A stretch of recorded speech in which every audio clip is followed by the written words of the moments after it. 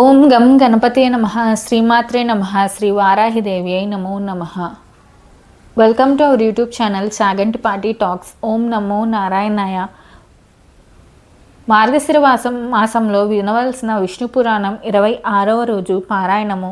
కూర్మ అవతారము. దేవతలు రాక్షసులు పరస్పర విరోధులై మెలుగుచున్నారు. వారలు ఒకరినొకరు బాధించుచున్నారు. దానవులు దయాదాక్షిణ్యాలు మడిచి మంచి చెడ్డలు పాటించక కఠినాతి కఠినములుగా బిర్రబీగుతున్నారు. రాక్షసులు ఈ సందర్భంగా దేవతలు వైకుంఠమునకు వెళ్ళి మహావిష్ణువుతో మొరపెట్టుకున్నారు. తమను దానవులు పెడుతున్న బాధలను విష్ణువుకు విన్నవించుకున్నారు. అప్పుడు మహావిష్ణువు, మీకు మేలు చేసేదను, అందుకు మీరు ముందుగా దానవుల వద్దకు వెళ్ళి మంచిగా మాట్లాడి వాళ్ళతో స్నేహాన్ని చేయండి. వాళ్ళను ఒప్పింపజేసి ఇరుపక్షాల వారు క్షీరసాగర మదనములను చేయండి అని చెప్పినాడు. మందరగిరి పర్వతమును కవ్వంగాను వాసుకిని తాడుగాను ఉపయోగించండి. దేవతలతో ఒకవైపున దానవులు తలవైపున పట్టుకొనండి. పాల సముద్రమును చిలకండి అని చెప్పినాడు మహావిష్ణువు. ఆ విధంగానే చేసినారు దేవతలు దానవులు. ఆ సమయంలో తలభాగం అధికమైనది. మందరగిరి పర్వతం సముద్రంలో కుంగిపోచున్నది. దేవదానవులు దిక్కుతోచక శ్రీహరిని ప్రార్థించినారు. అప్పుడు శ్రీహరి కూర్మావతారుడై మందరగిరి పర్వతమును వీపున ఎంచుకొని పైకి లేవనెత్తినాడు. తిరిగి దేవదానవులు సముద్రమును మదించసాగినారు. అప్పుడు సముద్రమున అగ్నిజ్వాలలు వచ్చినాయి. కాలకూట విషం బయటపడినది. హాహాకారాలు చేస్తున్న దేవదానవుల్ని శాంతపరిచి ఆ కాలకూట విషమును పరమేశ్వరుడు త్రాగి కంఠమునందుంచుకొనినాడు. అనంతరం మహాలక్ష్మి, చంద్రుడు, కామధేనువు, కల్పతరువు, అపరూపమైన వస్తువులు వెలువడినాయి. అమృతము మీదనే ఆశ కలిగిన దానవులు ఆ వస్తువులను దేవతలను తీసుకొనుట వలన వరాలను అభ్యంతర పెట్టలేదు. అనంతరం అమృత కలశము వెలువడింది. దానిని రాక్షసులు సంగ్రహించి పారిపోచున్నారు.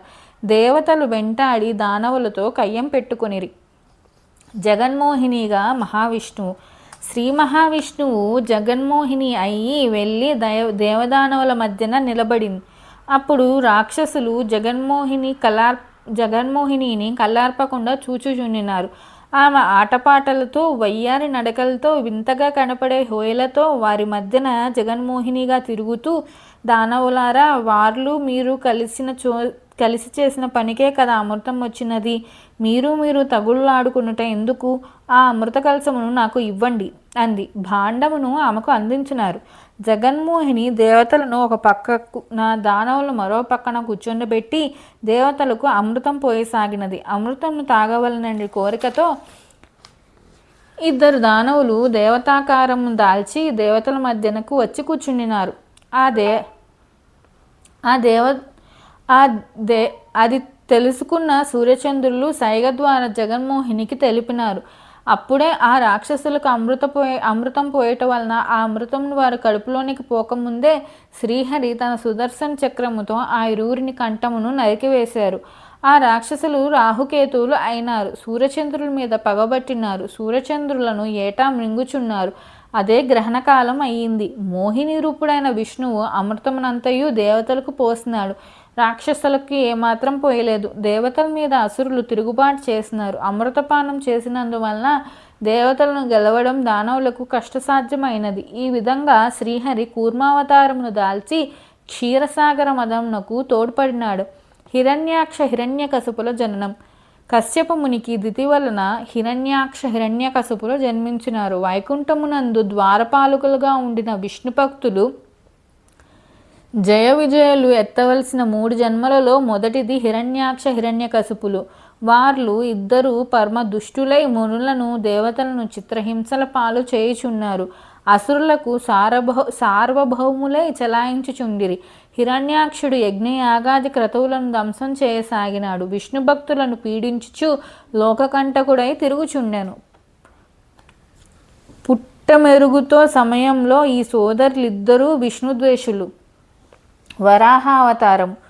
దురాగతములకు అంతరగని హిరణ్యాక్షుడు భూమిని చాప చుట్టగా చుట్టి సముద్రమునందు పడవేయుటగాను చంకన పెట్టుకొని పోతుండగా భూమి మీద ఉన్న జీవరాశులు గగ్గోలు పెట్టుచుండిరి.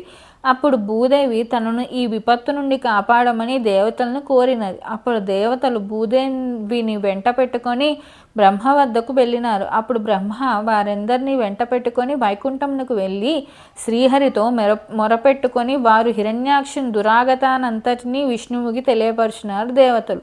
శ్రీహరి వాళ్లకు ధైర్యం చెప్పి అతని దురాగతాన్ని అనుస్తానని చెప్పి సాగనంపినాడు. అనంతరం మహావిష్ణువు వరాహావతారుడైగా బ్రహ్మదేవుని నాసికారాధముల నుండి అవతరించినాడు. తదుపరి వరాహమూర్తి మేరు పర్వతమంత ఆకారం దాల్చినాడు. దిక్కులు పెక్కటిల్లునట్లుగా గాండ్రించుచు హిరణ్యాక్షుని మీదకు వెళ్ళినాడు. వానిని ఎదిరించి కోరలతో కుమ్మి పదగట్టములతో తన్ని తన ముక్కు మీద కోర్ల మధ్యన భూమిని నిలిపి పోరాడసాగినాడు. ఆఖరిన ఆ దానవుడు తన గదను వరాహము మీదకు విసిరినాడు. ఆ గదను తన ముట్టెతో తట్టుకొని చేయగా గద ముక్కలు అయింది. మరింత ఆగ్రహావేశుడై వరాహమూర్తి ఆ రాక్షసుని పట్టి తన కోరలతో పొడిచి చంపివేసినాడు. శ్రీహరి వరాహావతారం ఎత్తి ఈ విధంగా జలమునందు కృంగిపోవుచుండిన భూమిని కాపాడి సమస్త జీవరాశులకు మేలు కలిగించినాడు. అంత దేవతలందరూ లోక కళ్యాణ సంరక్షకుడైన ఆ దేవదేవుని వేదములతో స్తోత్రం చేసి ప్రియభాషణములు ప్రసన్నుని చేసిరి. అప్సరసులు నృత్య కైవారములు పలికిరి. నరసింహ అవతారము. హిరణ్యాక్షుని మరణవార్తను విన్న హిరణ్యకశిపుడు మిక్కిలి చింతించినాడు. తనకన్నా వీరుడు బలవంతుడైన హిరణ్యాక్షుని వధించినది విష్ణువు అని తెలుసుకున్నాడు. విష్ణుదేవుని సంహరించాలని పగబూనినాడు. అంతేకాకుండా శ్రీహరి రుద్రముతో తన అన్నకు తర్పణం ఉనర్చుతానని శపథం చేసినాడు. తక్షణం మంత్రి సామంతులను పిలిచి దేవతల మీదకు యుద్ధ సన్నాహమునకు ఆజ్ఞ ఇచ్చినారు. ఆ శ్రీహరి ఎందున్నను పట్టి వధించాలని తలచినారు. అంత బగబూనిన హిరణ్యకశిపుడు బ్రహ్మని గూర్చి తపస్సు ఆచరించినాడు. రాత్రి గాని పగలు గాని జలమునందు గాని రాత్రి ఎందు గాని ఆకాశంలో గాని భూమి మీద కానీ అస్త్రశస్త్రముల వల్ల గాని దేవి మానవ అసుర జంతువుల వల్ల గాని తనకు చావు సంభవించుకున్నట్లు వరమును పొందినాడు. ఏ విధముగానైనను శ్రీహరి తనను గెలుచుట దుర్లభమని వరగర్వితుడై హిరణ్యకశిపుడు నిజరాజ్యమును చేరుకొనినాడు. హిరణ్యకశిపుడు తపస్సు చేస్తున్న సమయమునందు ఇంద్రుడు అతని రాజ్యమునకు వచ్చి నిండు చూలాలైన లీలావతిని చెరింటి తీసుకుపోతున్నాడు. ఆమె తనను విడవమని ఎన్నో రీతులు బతిమాలి సాగింది. ఆమె మొరను వినిపించుకొని ఇంద్రుడు ఆమెకు పుట్టబోవు శిశువు వలన తమకు ఎట్టి బాధలు కలగవని ఆమె మొరపెట్టుకుంది. ఇంద్రుడు వినిపించుకోలేదు. ఆమెకు పుట్టబోవు పుత్రుని వలన తమకు ముప్పు తప్పదని తలచినాడు. ఆమె ప్రసవించే వరకు స్వర్గమునందు ఉంచి పుట్టిన శిశువుని సంహరించి ఆమెను వారి నగరమునకు పంపదలిచినాడు. అదే సమయం నుండి నారదుడు ఆ దారిన పోవచ్చు లీలావతి గొంతును విని అక్కడికి వెళ్ళి విషయం తెలుసుకున్నాడు. ఆమెను చెరపట్టి తీసుకుపోతున్న మహేంద్రునికి నచ్చచెప్పి లీలావతిని తన ఆశ్రమమునకు తీసుకువెళ్ళినాడు. ఈలోపు నారదుడు గర్భమునందున శిశువునకు హరిమహత్యమును హరిభక్తిని బోధించసాగినాడు. లీలావతి గర్భమున జన్మించిన బాలుడు హరిభక్తుడు అయినాడు. తల్లిదండ్రులను ఎంతగా నచ్చచెప్పినను హరిభక్తిని మరచలేదు. వినయ విధేయత ఎందును మృత్యుల ఎడల దయాదాక్షిణ్యములతోనూ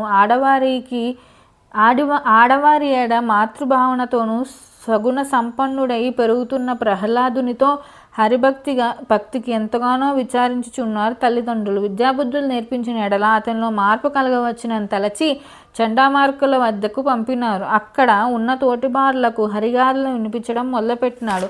చండామార్కులు వారు తల్లిదండ్రులను నీకు ఇది తగదని మందలించినారు. ఆ విధముగా వారు ప్రహ్లాదుని నిర్బంధించుచున్న కొలది చిన్నతనమునందే అతను పరమ భాగవతోత్తముడయి అందరికీ హితోపదేశములు చేయుచుండినాడు. హిరణ్యకశిపుడు విసిగిపోయినాడు. మమకారమును విడిచి మహోగ్రుడైనాడు. పలు రీతులు కుమారుని దండించినాడు.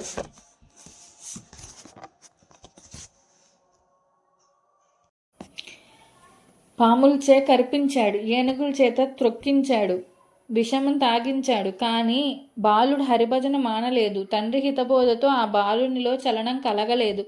ఒకనాడు హిరణ్యకశిపుడు తనయుడు ప్రహ్లాదుని చూసి, ఆ శ్రీహరిని ఎందునైనా గాని ఎక్కడైనా గాని చూచితో అని అడిగాడు. శ్రీహరి ఉండని స్థలం లేదు, సర్వాంతర్యామి, అన్ని చోట్ల ఉన్నాడు అని బదులు చెప్పినాడు.